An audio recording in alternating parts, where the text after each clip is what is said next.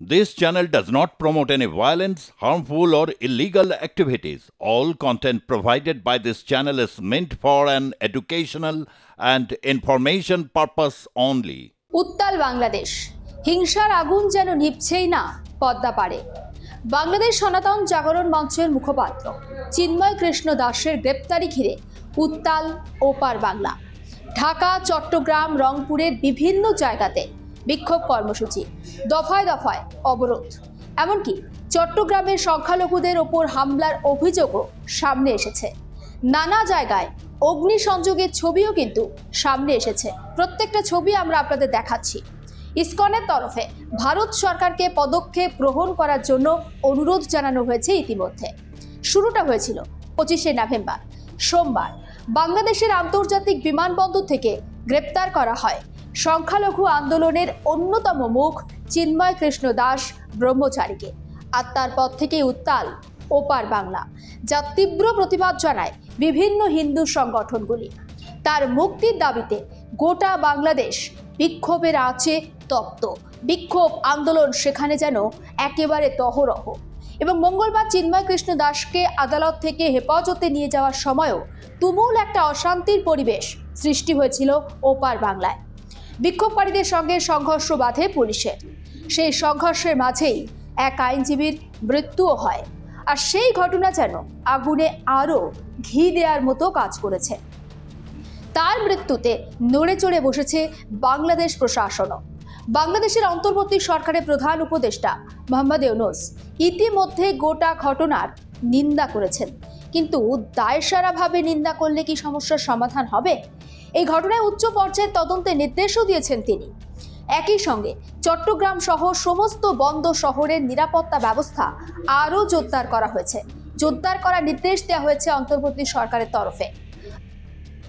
আইনজীবী সাইফুল ইসলামের হত্যার প্রতিবাদে আন্দোলন শুরু হয়েছে ওপার বাংলায়। চিন্ময় কৃষ্ণ দাসের হয়ে আদালতে সওয়াল করার জন্য অনেক আইনজীবীর বিরুদ্ধে মিথ্যা মামলাও দেওয়া হয়েছে বলে সেই অভিযোগও সামনে এসেছে।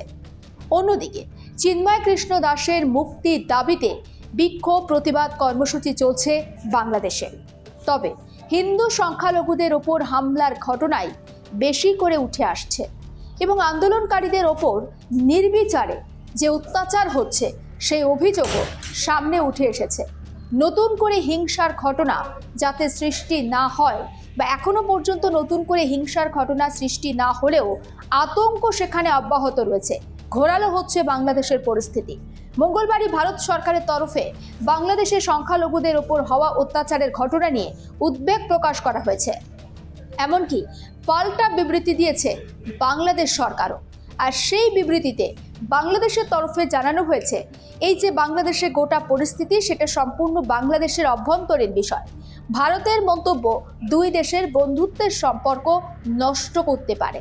ফলে দুই দেশের কূটনৈতিক সম্পর্ক কার্যত তলানিতে ঠেকেছে, অন্তত তেমনটা মনে করা হচ্ছে। নয়াদিল্লিতে বাংলাদেশের হাই কমিশনারের সঙ্গে ভারত সরকারের সম্পর্ক নেই। আর এর ফলে বাণিজ্যিক সম্পর্কও বেশ প্রভাবিত হয়েছে। বাংলাদেশিদের ভিসা দেওয়ার ক্ষেত্রেও কড়াকড়ি করছে ভারত সরকার। এখন প্রশ্ন হচ্ছে, সংখ্যালঘুদের ওপর হামলা ঠেকাতে কি ব্যবস্থা নেবে মোহাম্মদ ইউনূসের সরকার, যিনি শান্তিতে নোবেল পেয়েছেন? আর তার সরকারের আমলেই কিনা এত অশান্তি বাংলাদেশের। আর তিনি কেনই বা মুখ বুজে রয়েছেন? ভয় পাচ্ছেন কি ইউনূস?